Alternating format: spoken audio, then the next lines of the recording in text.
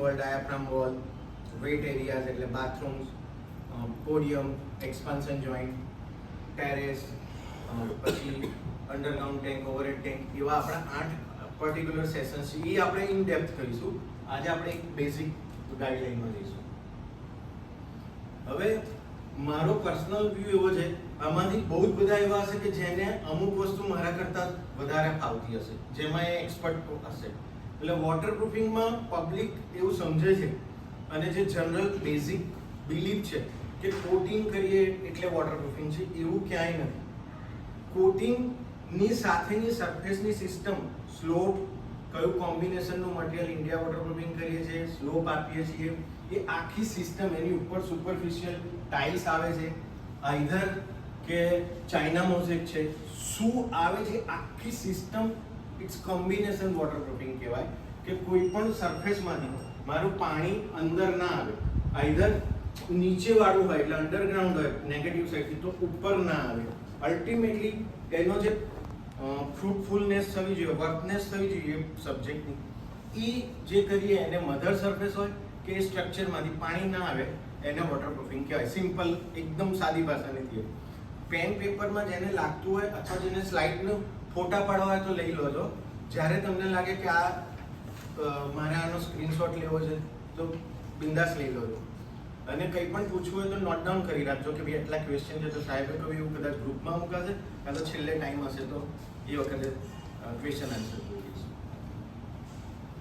હવે પહેલાં આપણે અત્યારે કહીએ છીએ કે ભાઈ મારું 50 વર્ષ પહેલાંનું બિલ્ડિંગ હતું, 20 વર્ષ પહેલાંનું બિલ્ડિંગ હતું, એમાં વોટરપ્રૂફિંગની નથી જરૂર પડતી.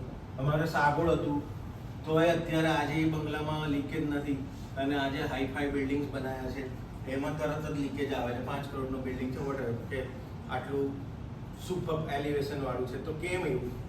એમાં કોઈ રોકેટ સાયન્સ નથી. પ્રેક્ટિકલી એવું હતું કે પહેલા બધી જ દિવાલો, ગુજરાતી બધાને ઓકે ને, કોઈને પૂછ્યું? હા, ડન ને ગુજરાતીમાં કોઈ? તો પહેલા બધી જ દિવાલો મિનિમમ 9 ઇંચની બનતી. આપણી બ્રિક્સની ક્વોલિટી નેક્સ્ટ લેવલની હતી, અને કન્સ્ટ્રક્શનમાં સ્પેસ પ્રમાણે ટાઈમ લેવલે કામ થતું હતું. એટલે બાય ડિફોલ્ટ કન્સ્ટ્રક્શનના હિસાબે લીકેજ ઓછા થતા હતા. બિલ્ડિંગમાં ડીપીસી રેગ્યુલર ભરાતું હતું. અત્યારે કેવું છે, જેમ જેમ ટેકનોલોજી વધે છે, મોડર્નાઇઝેશન થાય છે, એમ એમ બેઝિક કન્સેપ્ટથી આપણે દૂર જઈએ છીએ.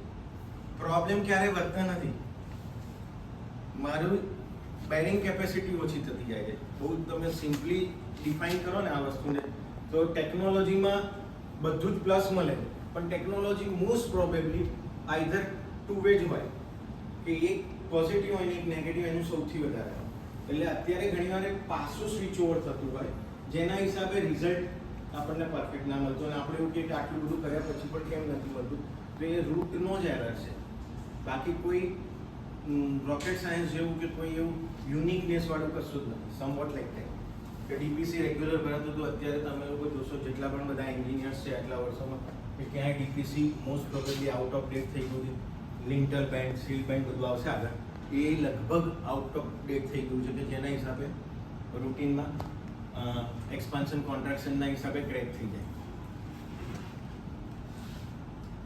આ આપણને ખબર છે કે ભાઈ ગ્લોબલ વોર્મિંગ પહેલાં 20 વર્ષ પહેલાં એસી મસ્ત હળતું હતું, અત્યારે ખબર નહીં. 45 ડિગ્રી ટેમ્પરેચર ડેવિએશન જુઓ, વેધરની ઇમ્પેક્ટની ફ્લક્ચ્યુઆલિટી જુઓ. આપણે અમદાવાદમાં મોસ્ટ પ્રોબેબલી 25 થી 30 ડિગ્રીનું ડેવિએશન કોક દિવસે ડે ટેમ્પરેચરમાં આવે. હવે એ ડે ટેમ્પરેચરમાં ડિફરન્ટ મટીરિયલ, આ વુડ છે સમજો કે ભાઈ ફ્લોર છે, તો બંનેના કોએફિશિયન્ટ, ઇલોંગેશન, એક્સપાન્શન કોન્ટ્રાક્શનની પરમેબિલિટી કે જે ગણો, એના હિસાબે મટીરિયલ સસ્ટેનેબિલિટી ખાસી ઓછી થઈ જાય. શરૂઆતમાં આપણે એન્જિનિયર જે છે એ બધાને ખબર, રૂટીન ખબર કે ભાઈ 1.1 ફેક્ટર ઓફ સેફ્ટી લેતા હતા. 1.15 હતો હું જ્યારે ભણતો હતો ત્યારે.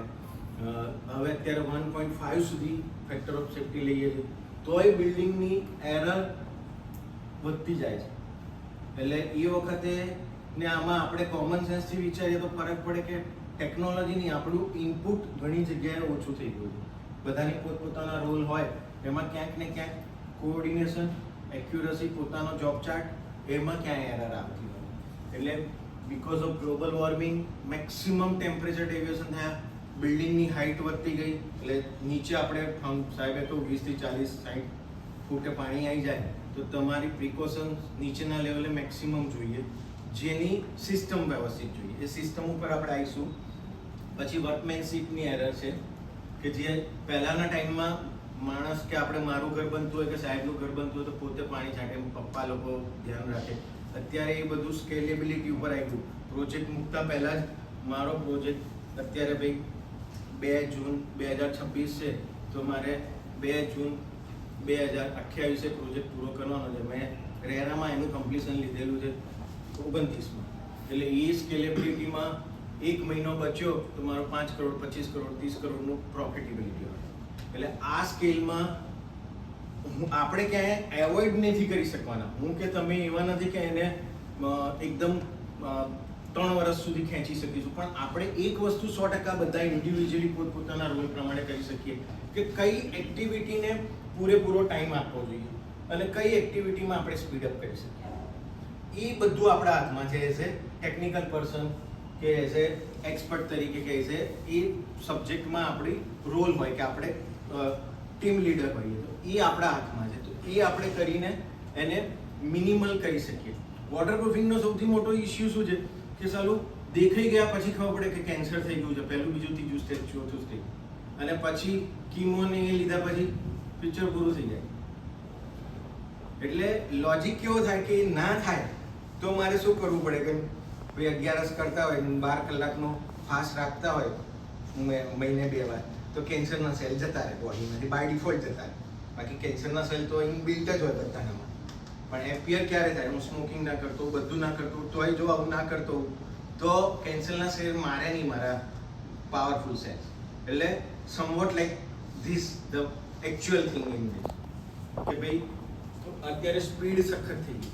એ આપણે એવોઇડ કરી શકીએ પ્લાનિંગથી, કારણ કે અત્યારે ટેકનોલોજીના હિસાબે આપણી પાસે બાર ચાર્ટ મૂકો તો સેકન્ડમાં બાર ચાર્ટ મળી જાય કે ભાઈ આવી રીતે હું કરીશું, આ 2 કોરિલેટેડ એક્ટિવિટીઝ હું સાથે લઈ શકું. એ આપણું એન્જિનિયરિંગ હોવું જોઈએ, નહીં કે ક્યાંક સ્પેસ મારું 3 દિવસનું વોટરપ્રૂફિંગનું ક્યોરિંગ છે, એલ્યુમિનિયમ કોન્ટેસ્ટ છે કે 7 દિવસનું છે તો એ 7 દિવસનું 1 દિવસ કરવાની જરૂર નથી. પેરેલલ હું કેટલી એક્ટિવિટી લઈ શકું અને 7નું 3 કરું દેટ ઇઝ ઓકે, પણ 3 થી ઓછું કરીને મેં અત્યારે પાણી ભર્યું તો નહોતું આવ્યું પછી કેમ આવ્યું? તો એ મેં એક્ટિવિટીનો સ્લોપના ઇસ્યુ કર્યો કે ભાઈ મારી પ્રેઝન્ટેશનમાં અમે આવું કરી જવા દે ને ચાલશે, અત્યારે નથી આવતું. અને પછી 5 લાખનું બાથરૂમ, કોકની ઘર, અને જનરલી છે ને ભગવાન આપણને એવી જ કન્ડિશનમાં મૂકતા હોય કે જે મારો રેગ્યુલર ક્લાયન્ટ હોય અને એના થકી મેં 5 ક્લાયન્ટ લીધા હોય એના જ ઘરમાં લીકેજ થતા. એટલે એ ઇસ્યુ છે ને 25,000નો કે 5,000નો ઇસ્યુ મારે 25 કરોડ કે 50 કરોડની ગુડવિલને ઇમ્પેક્ટ કરે, જે ભવિષ્યમાં મારે લાઈફ સ્પાનમાં આ કામ કરવાનું હોય તો ક્યાંક ને ક્યાંક એ પિન પોઈન્ટ ઓલવેઝ પીચ કરે. એટલે છે એકદમ સિમ્પલ સોલ્યુશન. પછી વોટરપ્રૂફિંગની મટીરિયલની એ વખતે અવેલેબિલિટી નથી એવું આપણે સમજીએ, પણ એ વખતે ઓલરેડી એવું જરૂર પણ નહોતું. જેન્યુઅલી કેવું છે, કુદરત છે ને જે રીતે જે વસ્તુ જોઈએ છે ને એ એની રીતે આવી જ જાય છે. અત્યારે પેટ્રોલ ઘટવાનું હોય તો બીજી રિસોર્સિસ ડેવલપ થાય એનું નામ જ, કારણ કે સસ્ટેનેબિલિટી રાખવાની છે. બધાનું અર્થ ઉપરનું ડેસ્ટિનેશન ને વસ્તુ જે રીતે રહેવી જોઈએ એ પ્રમાણે શોધ થઈ જ જવાની છે જે જેની છે. આપણે પહેલા જે રૂટીનમાં 9 ઇંચની વોલ કરતા હતા અત્યારે 115 mm થઈ ગઈ, એમાં હવે બ્રિક જતી રહી. અત્યારે 75 mm 100 mm ના C4S AAC બ્લોક આવી ગયા.